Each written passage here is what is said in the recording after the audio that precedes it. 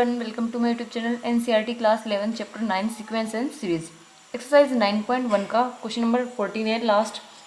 The Fibonacci sequence is defined by 1 is equals to a1 is equals to a2 and an is equals to an-1 plus an-2 where n greater than 2 find an plus 1 upon an for n is equals to 1 2 3 4 5।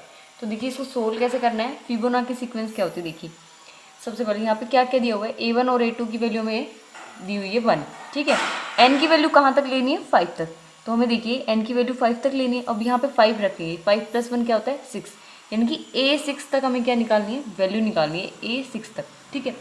तो चलिए निकालते हैं। a1 a2 दिया हुआ है तो अब यहाँ पे रखते हैं n की वैल्यू 3, ठीक है। तो रखिए a3 इज इक्वल्स टू यहाँ पे, ठीक है, इस सीक्वेंस में a3 minus 1 plus a3 minus 2, तो ये हो जाएगा a2 प्लस a1। a2 और a1 की वैल्यू क्या है 1, 1 plus 1 which is equals to 2, ठीक है। अब 4 n इज इक्वल्स टू 4 के लिए ये हो जाएगा a4, तो हो जाएगा a4 minus 1 plus a4 minus 2, ये हो जाएगा 4 माइनस 1 क्या होता है 3 प्लस 4 माइनस 2 8। तो a3 की वैल्यू है 2 और a2 की वैल्यू है 1, तो ये हो जाएगा 3। अब रखेंगे n की वैल्यू 5, ठीक है। तो यहाँ से देखिए a5 is equals to a5 minus 1 a5 minus 2, तो ये आएगा हमारे पास a4 प्लस a3। a4 की वैल्यू है 3 प्लस, और a3 की वैल्यू कितनी है हमारे पास, a3 हमारे पास है 2, 3 plus 2 this is equals to 5, ठीक है। लास्ट हमें रखनी है n की value 6। a6 is equals to a6 minus 1 plus a6 minus 2, ये हो जाएगा a5 प्लस a4। a5 है हमारे पास 5 और a4 की वैल्यू है 3, 5 प्लस 3 इज इक्वल्स टू क्या आ गया 8, ठीक है। हमें ये वैल्यू मिल चुकी है, ठीक है।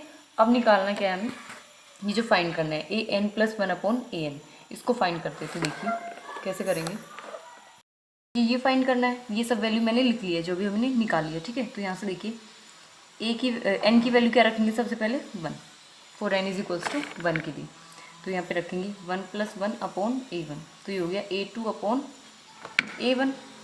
a2 की वैल्यू क्या है, सॉरी 1 है यहाँ पे, a2 की वैल्यू क्या है 1 और a1 भी क्या है 1, तो ये आ गया 1।